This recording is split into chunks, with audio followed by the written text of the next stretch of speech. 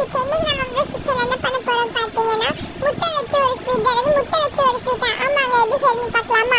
first ஒரு mixie ஜாரை எடுத்து அதுல ஒரு கைப்பிடி காஷ்மீர் அதாவது முந்திரி போட்டு அது கூட 3 ஏலக்காய்